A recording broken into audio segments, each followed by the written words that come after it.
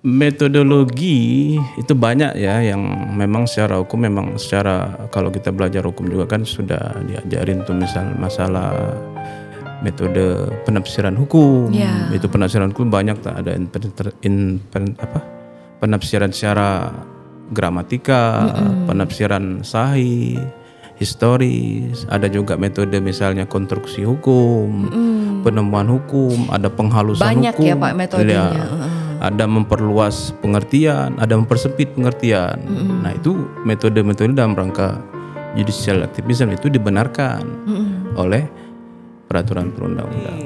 Jadi ketika saya selesai kuliah sambil mengikuti mungkin ada lamaran-lamaran yang ada, sambil mencari pekerjaan, saya disibukkan untuk belajar mencari uang juga dengan jadi supir angkot. Betul, itulah.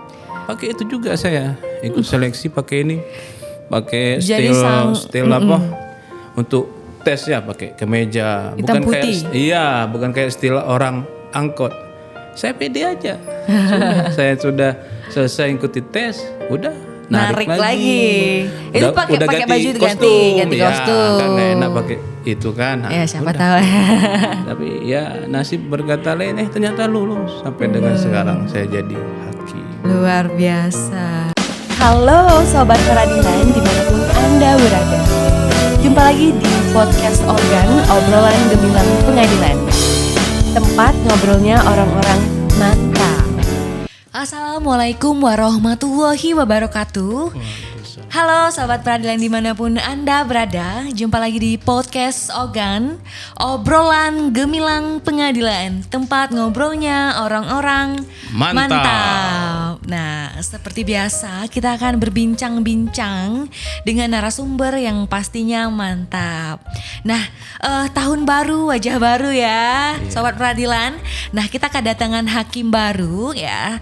Kita bisa kenalan dulu. Bapak, gimana kabarnya, sehat? Alhamdulillah. Sehat. Kenalan dulu nih Pak sama Sobat Peradilan. Untuk nama lengkapnya siapa nih Pak? Nama lengkap M. Fahri Iksan. Ya, panggilannya? Panggilannya, nah kalau panggilan resmi kadang-kadang dipanggil Pak Fahri. Iya, dipanggil Pak Fahri. Tapi kalau panggilan dari kecil itu saya dipanggil tuh Ican. Iya, Ican. Jadi keluarga-keluarga dekat itu Iksan. biasanya manggilnya Ican. Oke. Kalau di kantor berarti enaknya manggil Pak Fahri ya Pak ya? Di beberapa tempat baik dari Ranai saya pernah tugas itu orang manggilnya Pak Fahri. Pak Fahri. Pak Fahri. Jadi panggilan dari nama depan. Iya. Karena kalau Rika sendiri juga ya enaknya nyamannya Pak Fahri ya, karena nama depannya Fahri. Karena kalau Ican lah terlalu dekat ya. Kayak lebih keluarga ya Pak ya. Untuk asli mana nih Pak? Saya asli Blasteran sih, campuran. Bapak saya orang Bengkulu, tepatnya Bengkulu Selatan. Ibu orang Palembang. Aslinya sih Sekayu. Sekayu. Ya, tapi lahir di Bengkulu. Saya lahir di Palembang. Oh, lahirnya sendiri di Palembang ya Pak ya. Daerah mana nih Pak Palembang? Seingat saya kampung itu disebut Lorong Bengkel Melati. Untuk Lemabang dia. Sekarang masih pulang ke Palembang Bapak yang sekarang? Enggak, karena saya sudah pindah kan ikut Bapak, karena Bapak dulu guru. Nah, ketika penempatan dia sebagai PNS pertama di Bangka. Makanya ke Bangka. Kemudian setelah itu pindah ke Bengkulu sampai dengan sekarang home base kami keluarga di Bengkulu kota. Oh ya, jadi memang Bengkulu itu ya besar-besar di Bengkulu ya Pak, tapi untuk kelahiran sendiri di Palembang. Betul. Masih makan pempek tulah setiap pagi, harus becuko loh Pak Tapi gigi masih aman Pak Gigi masih cuma ada bolong. Ya, untuk Bapak sendiri sudah menjadi hakim sejak tahun berapa nih Pak? Jadi hakim pengangkatan pertama di 2013. Di 2013. Iya, akhir kalau tidak salah di bulan September 2013. 2012. Salah. Iya. Berarti pada saat tahun 2012 itu sudah dinyatakan lulus sebagai hakim ya Pak, langsung cakim ya Pak ya pada saat itu ya? Bukan, itu maksudnya penempatan sudah jadi hakim. Kalau jadi awalnya di 2009. Pas cakimnya 2009. Ya, itu saya cakimnya waktu itu di Pengadilan Negeri Curup di 2009 Bengkulu. Oh ya, dari dekat Bengkulu yang daerahnya lumayan dingin itu ya Pak? Betul, puncaknya Bengkulu. Iya, puncaknya Bengkulu, banyak tanaman ya, luar biasa Iya. ya Pak ya. Dan kemudian untuk selanjutnya kemana Pak? Itu sudah dari sana? Setelah saya cakim, kalau tidak salah kurang lebih 3 tahun ya.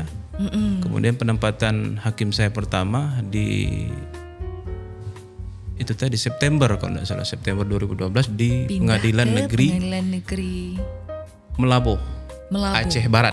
Aceh Iya, ya Pak ya, pada betul. tahun 2012. 2012. Seingat saya dilantik itu ya di bulan September 2012. September juga. Iya. Kemudian setelah melanjutkan ke Aceh, pindah kemana nih Pak? Di Aceh saya kurang lebih 3 tahun setengah kalau tidak salah. Kemudian pindah tugas mutasi ke Pengadilan Negeri Ranai, Pengadilan Ranai. Perikanan. Ya. Kita sempat cerita-cerita tadi ya Pak Iya, tentang Ranai. betul. Katanya itu tuh salah satu pulau yang lumayan jauh ya Pak ya? Lumayan jauh karena dia posisinya pulau terluar utara. Terluar utara. Ya, berbatasan dengan 3 negara, Vietnam, Cina, Filipina dan Malaysia. 4 Wah, berarti kalau Bapak mau jalan-jalan nih bisa ya Pak ya berarti? Bisa, cuman kalau untuk keluar tetap harus kita Menggunakan paspor juga pastinya. Iya. Aksesnya dari Batam. Iya. Tetap dari Batam. Sudah Bapak ke luar negeri Pak? Ya paling jauh ke Singapura loh, karena cuman sebentar Baru saja bisa. ya Singapura Pak. Iya. Berarti ya kemana lagi selain Singapura Pak? Vietnam udah berarti Pak? Vietnam belum. Belum. Baru menyidangkan orang-orang Vietnam. Oh, kenapa Pak bisa? Di Ranai kan Pengadilan Perikanan. Iya, berarti dia mungkin mencuri Jadi hasil laut dari betul, Indonesia ya Pak ya? Jadi pelaku illegal fishing itu kan kebanyakan warga negara asing. Nah, salah satunya itu dari Vietnam. Jadi kebanyakan rata-rata waktu saya bersidang perikanan di PN Ranai, sebagian besar terdakwa itu warga negara Asing. asing Vietnam. Untuk persidangannya sendiri, wah ini lumayan menarik ya, Iya. sobat peradilan ya. Padahal kita mau tema apa, tapi Rika agak nanya-nanya dikit nih tentang gimana ya persidangan pada saat itu ya Pak ya mungkin. Iya. Untuk bahasanya itu gimana nih Pak? Ada apa? Ada penerjemah mungkin nih Pak? Betul, karena kan yang menjadi terdakwa ini kan orang asing. Iya. Maka itu kita perlu juru penterjemah. Penterjemah yang membantu hakim dalam hal ketika pemeriksaan persidangan menerjemahkan dari bahasa Vietnam ke bahasa Indonesia dan sebaliknya. Nah, jadi memang harus perlu kita penterjemah. Karena kita tidak ngerti apa yang dibilang mereka. Iya. Dan penterjemah itu ya sebelum dia melaksanakan tugasnya sebagai penterjemah tetap kita sumpah. Iya, agak cak Iya. gitu nih Pak, kita caca ngerti padahal dia ngatai kita Nah, ini. karena kita tidak tahu bahasa dia kan. Iya. Untuk penahanannya sendiri dia balik lagi ke negaranya atau di Indonesia tuh Pak? Kalau warga negara asing, kalau perikanan itu dia tidak boleh ditahan, tidak boleh istilahnya tuh penahanan sifatnya apa? Tidak boleh ditahan. sel. Artinya dia tuh selama proses persidangan dia cuman ditempatkan dalam, kalau di sana dia ya di lingkungan kantor kejaksaan, tapi statusnya bukan ditahan. Apa statusnya Pak? Ya, tidak boleh ditahan mereka, ditempatkan saja sampai proses itu selesai. Nanti kita. Berarti dia tidak boleh keluar dari lingkungan tersebut ya Pak? Iya. Ya. Kemudian apalagi yang menarik di sana Pak? Mungkin pantai? Mungkin ya banyak ya Pak Di ya? sana karena dia pulau, selama saya 4 tahun ya. Oh, lumayan tahun lama di ya situ. Pak ya? Banyak karena dia pulau, banyak pantai-pantai itu kan banyak yang masih bagus, yang masih belum masih belum terjamah. Jadi kadang ada tamu dari pengadilan tinggi yang hobi snorkeling, dia nggak usah jauh-jauh, kadang-kadang pinggir pantai kita ini udah bisa melihat terumbu karang, ada ikan-ikannya. Jadi banyak potensi-potensi di Ranai itu yang Potensi wisatanya Betul. yang menarik perhatian turis yang pastinya ya Pak ya. Cuman kalau tergantung dari pimpinan daerah yang untuk mengemas itu. Tapi potensinya memang masih bagus. Tapi nggak sebanyak turis di Bali mungkin ya Pak ya. Tidak. Mungkin masih kurang datang pengunjung yang dari luar ya Pak ya. Iya. Karena memang itulah tadi. Karena mungkin juga jauhnya ya Pak ya. Jauh, kemudian ya biaya transportasi Transportasinya yang relatif mahal. lebih mahal. Karena Jadi kalau masalah biaya lebih baik orang jalan-jalan ke Singapura atau ke Malaysia yang lebih murah ketimbang ke Natuna karena memang mahal. untuk biaya kebutuhan sehari-hari juga memang lumayan tinggi di sana ya Pak. Kayak harga beras, mungkin harga sayur ya mahal ya Pak ya. Yang mahal tuh sayur ya. Kalau yang lain tuh relatif tidak jauh beda dengan daerah lain, tapi sayur karena banyak dipasok dari luar. Jadi masuknya barang-barang itu naik pesawat. Makanya Luar dia biasa. mahal. Pengalaman sendiri nih Pak untuk membeli sayur berapa Pak satu kebatnya? Kadang kalau misalnya kita saya ini jarang pulang ya kalau lebaran ya. Karena jauh tadi ya Pak itu juga. Kita bandingkan dengan kampung kita sendiri, harga katakanlah misalnya kacang buncis ya, yang di kampung kita bisa paling sekilo 7.000. Nah di situ paling kadang-kadang sampai 20.000, 25.000 1 kilo saja. Wortel Berarti memang kadang-kadang 2 kali lipat bahkan 3 kali lipat. bahkan lebih 3 kali lipat harga dengan harga di tempat kita. Kemudian melanjutkan jenjang karir berikutnya sebagai hakim kemana lagi Pak? Setelah 4 tahun saya mengabdi di PN Ranai ya. Saya mutasi ke pulang kampung ke PN Mana, Kabupaten Bengkulu Selatan. Wah. Jadi pulang kampung ya banyak juga sih karena kampung sendiri banyak tantangan, banyak hal-hal yang sifatnya kalau jadi hakim ini kan harus gimana ya, menjaga kemandirian. Iya. Tantangan bertugas di kampung ya itu tadi, banyak kerabat, banyak keluarga. Keluarga banyak di Bengkulu ya Pak? Iya, karena Bengkulu Selatan itu kan kampungnya bapak saya. Nah, jadi ya banyak keluarga yang jelas, banyak sanak famili. Ketika kita sebagai hakim ya harus tetap profesional. Ya benar. Betul. Kita harus menjunjung tinggi sifat profesional ya Pak ya. Siap. Setelah itu kemana nih Pak? 2 tahun. Oh, cuma 2 tahun nih di sana. 2 tahun setengah. 2 Saya tahun di mana? setengah. Tiba-tiba mutasi ke PN Batu Raja. Langsung ke PN Batu Raja. Iya. Nggak minta lama-lama di kampung halaman ya Pak? Iya sebenarnya saya belum terpikir pada saat itu Iya, untuk tapi pindah. memang Ya, surprise gitu ya Ya, Pak yang tiba-tiba tidak disangka-sangka. keluar TPM kan di bulan Februari November ya? Iya, November sekitar itu. 2022. Ya sudah lah. Karena saya juga masih studi, jadi kepikiran terus studi yang belum selesai. Dipindah juga, jadi ya mau tak mau ya tetap harus kita selesaikan. Jadi Bapak kalau pulang kampungnya itu di Bengkulu ya Pak ya? Home base saya di Bengkulu. Bukan di Palembang. Nggak. Di Palembang tapi ada keluarga Pak? Keluarga masih banyak di Palembang. Dari keluarga dari ibu ya wak saya masih. Nah, kalau main ke Palembang ya apa kata orang Palembang tuh sanjo kan, tetap sanjo ke dulur-dulur ibu. Rencana kita kan lebaran nih bulan 4 nih, sekitar itulah ya Pak. Kalau lebaran ini rencana mau lebaran di sini mau coba Pak?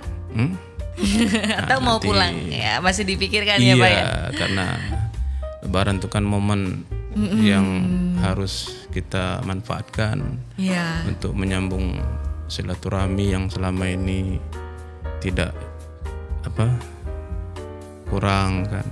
Manfaatkan momentum lebaran kita keluarga, intinya keluarga terdekat terlebih dahulu. Karena tapi untuk tahun-tahun kemarin kan pasti di Bengkulu ya Pak ya. Iya. Nah, Dan mungkin di tahun ini jauh dari keluarga ya Pak, dari di Bengkulu kan.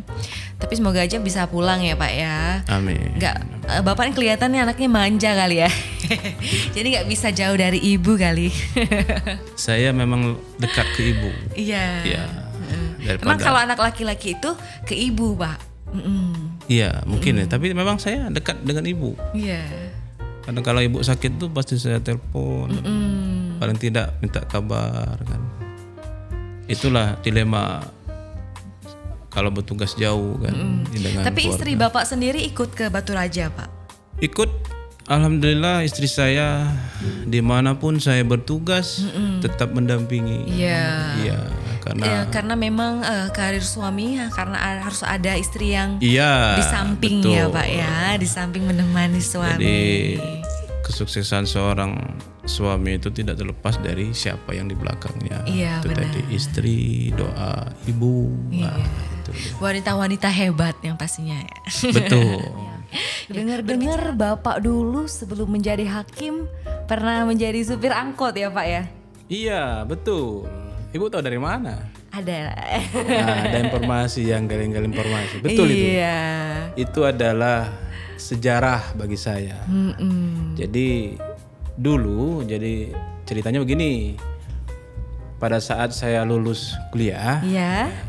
kebetulan juga pada saat itu bapak saya pensiun nih. Nah, saya lulus kuliah, bapak saya pensiun jadi dari PNS. Nah, mungkin untuk apa ya, modal bagi anaknya sebelum dia mencari pekerjaan, dikasihlah kegiatan dia untuk belajar mencari uang. Nah, berdasarkan itulah orang tua beli mobil second, mobil angkut kuning. Warna kuning. Warna kuning. Jadi ketika saya selesai kuliah sambil mengikuti mungkin ada lamaran-lamaran yang Ya, ada, sambil mencari pekerjaan. sambil mencari pekerjaan, saya disibukkan untuk belajar mencari uang juga dengan menjadi supir. jadi supir angkot. Betul itu. Kalau Pak Ketua jadi kena ini sopirnya ya. Iya. Jadi sopir sendiri merangkap sopir, merangkap juga kenek, merangkap juga semuanya. Untuk rutenya Pak itu kemana-mana aja? Pak keliling kota atau ada Keliling rute kota. tertentu? Kalau di Bengkulu ya, saya di Iya. Bengkulu itu jalurnya itu kan jalur angkot kuning tuh dia tujuannya dari kampung kampung Cina namanya ke Suprapto, daerah Anggut, Padang Harapan, Lingkar Barat sampai ke terminal. Kemudian balik lagi tuh terminal muter ke rute itu. Nah, salah satu rute yang saya jalani itu tadi rute yang daerah perkantoran. Nah, jadi ceritanya dulu pernah saya pada saat ini ngikutin tes Cakim. Tes Cakim. Iya, jadi waktu ada pembukaan tes Cakim itu saya sudah daftar nih, sudah tahu kan informasi. Jadi sambil bekerja pagi itu saya sudah siapkan semua persyaratan, saya daftar dulu. Daftar ke PT, pakai angkot itu. Jadi kemana-mana bawa angkot ya Pak ya? Iya, sudah siap, saya daftar, sudah lengkap, sudah diukur tinggi badan segala macam, sudah dapat nomor intinya ya. Sudah saya keliling lagi. Iya. Sampai saya mengikuti seleksinya pada saat itu karena itu agak jauh dari kota. Kalau tidak salah waktu zaman saya seleksi itu menggunakan gedung punya IAIN pada saat itu agak pinggiran kota lah. Pakai itu juga saya ikut seleksi pakai ini, pakai Jadi steel apa untuk tes ya, pakai kemeja, Hitam bukan putih. bukan kayak steel orang angkot. Saya pede aja. Saya sudah selesai ikuti tes, udah narik lagi. Itu pakai ganti baju itu ganti ya, kostum. kan gak enak pakai itu kan. Nah, Ya siapa tahu. tapi ya nasib berkata lain, ternyata lulus sampai dengan sekarang saya jadi hakim. Luar biasa. Iya. Kemudian untuk Bapak sendiri apakah pernah menjadi apa gitu kuli bangunan? Mungkin pernah juga Pak mengalami hal-hal yang seperti itu. Kalau kerja-kerja seperti itu sih enggak ada saya dapat. Cuman Sopir mungkin. sopir itulah.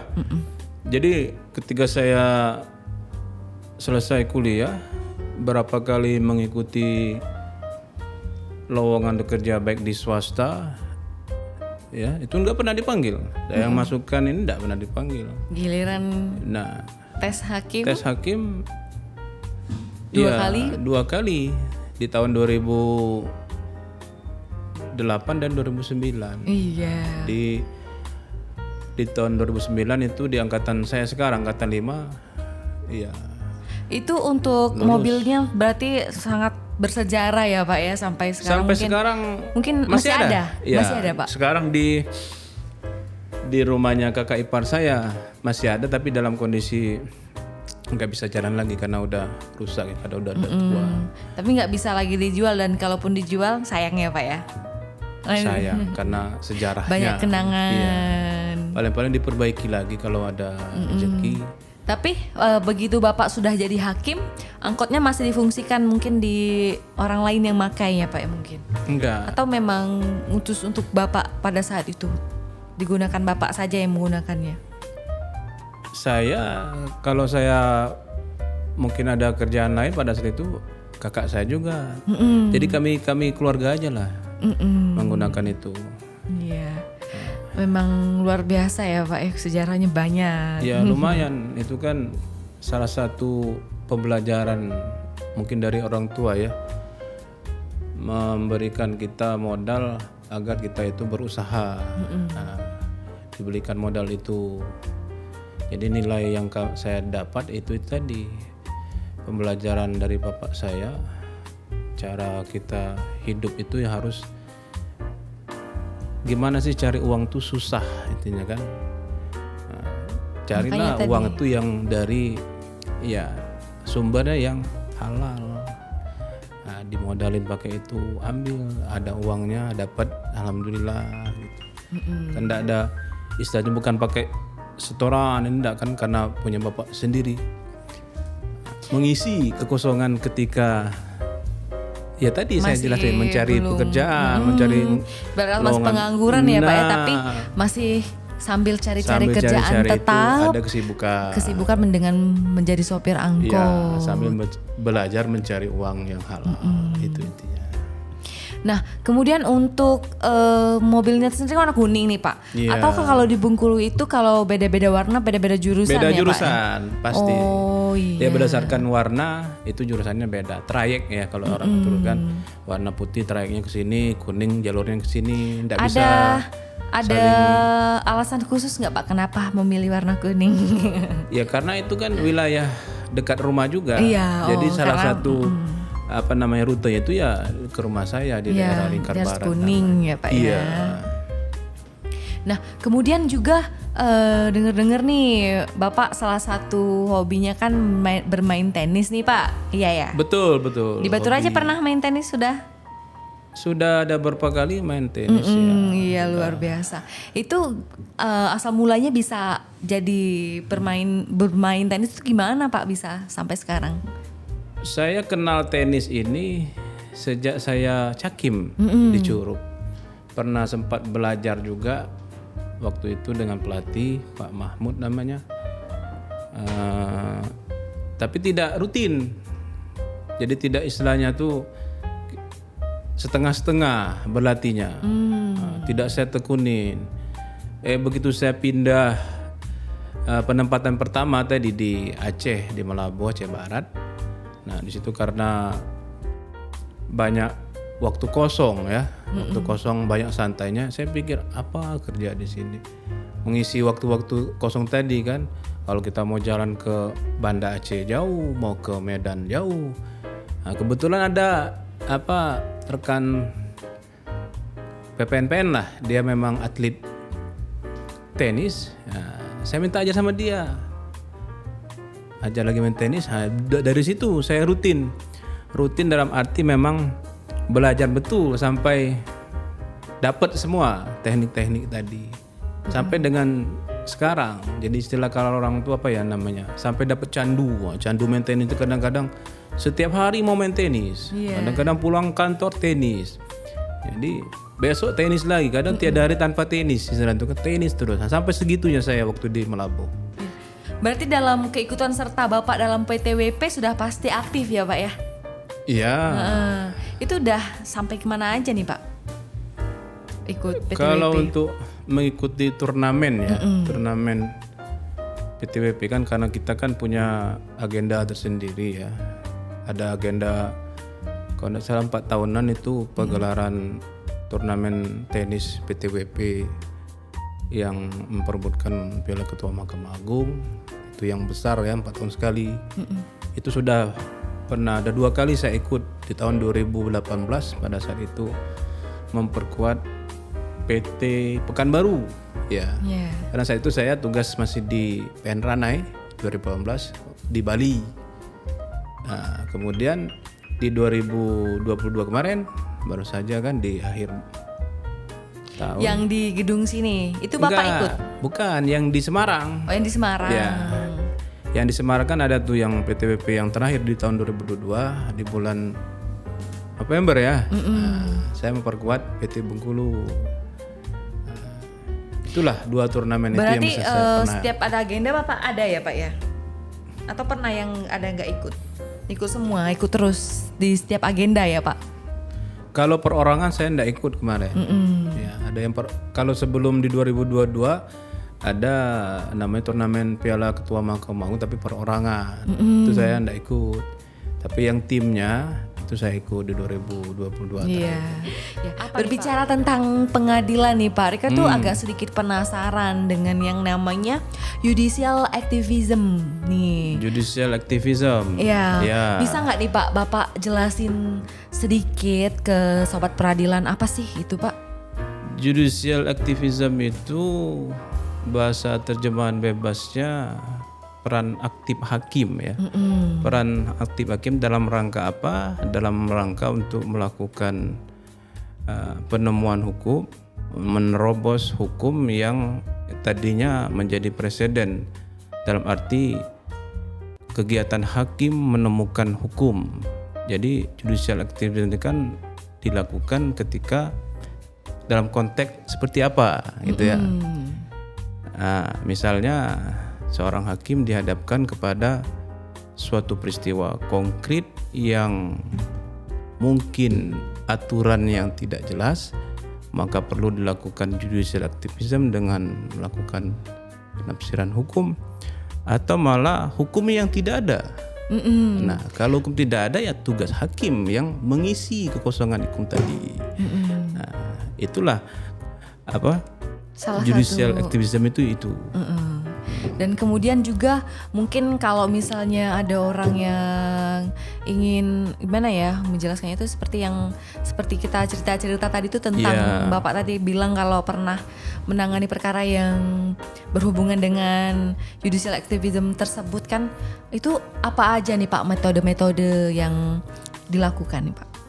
Metodologi itu banyak ya, yang memang secara hukum kalau kita belajar hukum juga kan sudah diajarin tuh, misal masalah metode penafsiran hukum. Itu penafsiran hukum banyak, ada penafsiran secara gramatika, penafsiran sahih, historis, ada juga metode misalnya konstruksi hukum, penemuan hukum, ada penghalusan banyak hukum. Ya Pak metodenya. Ada memperluas pengertian, ada mempersempit pengertian. Nah, itu metode-metode dalam rangka judicial activism itu dibenarkan oleh peraturan perundang-undangan. Bahkan juga dengar-dengar nih Bapak itu pada saat pengadilan Batu Raja ya mendapatkan perkara anak pertama kali ya, benar nggak Pak? Atau udah pernah sebelumnya? Sudah pernah dulu waktu di Satker Lama. Iya, saya baru selesai mengikuti diklat SPPA, langsung ada perkara anak. Pada saat itu saya ditunjuk bisa di Persi, alhamdulillah selesai di Persi. Oh, di versi pertama Bapak selesai. Pada saat di sana. Itu pengalaman pertama mengadili perkara anak yang wajib di Persi, dan di Persinya berhasil. Jadi selesai di Persi. Ini pengalaman pertama saya untuk mengadili perkara anak di Batu Raja yang melalui proses persidangan. Ini kan bisa dilihat nih Pak ya, di ruangan podcast sendiri kita sudah banyak banget kata-kata motivasi nih ya Pak ya. Bapak sendiri ada nggak nih Pak kata-kata motivasi? Sudah pasti harus Pak, siapa aja yang ingin podcast di sini harus ada kata-kata motivasi. Oh, Pak. menjadi Diwajibkan wajib ya. Kalau nggak ada kata-kata motivasi, kata-kata mungkin yang paling berkesan di hati Bapak atau nasihat-nasihat orang tua juga boleh Pak nih. Apa nih? Ya, dua saja sih. Kalau kita orang bijak dulu kan belajarlah dengan ilmu padi ya. Jadi artinya semakin kita berilmu, semakin kita berisi, kita tidak sombong, tetap merunduk, tetap merendah. Ilmu padi. Kemudian terkait misalnya masalah perubahan, apapun perubahan itu sebenarnya harus dimulai dari yang kecil. Baru kita bisa merubah hal-hal yang besar. Dan harus dimulai dari diri kita sendiri. Baru kita bisa merubah orang lain. Aku nambah status Pak. Apa tadi? Begitu. Karena kan segala sesuatu itu kan pasti kita dulu yang harus mencontohkan. Apa misalnya nilai disiplin. Nah, kita sebelum kita menularkan kepada orang lain, kita harus memang sudah disiplin. Jujur misalnya. Atau berintegritas atau apalah. Ya, kita dulu memang harus mulai dari diri kita dulu. Sendiri, dari hal yang terkecil. Betul. Oke Sobat Peradilan, mungkin cukup sekian podcast kita pada hari ini. Untuk Pak Farid, terima kasih sudah menyempatkan waktunya untuk mampir di podcast Ogan. Semoga kita bisa bertemu lagi ya Pak untuk episode-episode selanjutnya. Insya Allah. Nah, untuk Sobat Peradilan jangan lupa untuk terus tonton episode-episode kita di channel YouTube kita di PN Batu Raja. Nah, tetap terus nonton dan jangan lupa di like, di subscribe dan komen ya Pak. Komen mantap, komen biar kita tuh terus mengembangkan lagi podcast kita ya Pak ya. Iya, terus berinovasi. Iya, benar berkarya. sekali. Betul. Ya, cukup sekian podcast kita pada hari ini. Tetap terus tonton podcast Ogan, obrolan gemilang pengadilan, tempat ngobrolnya orang-orang mantap. Oke, wassalamualaikum warahmatullahi wabarakatuh. Waalaikumsalam. Kata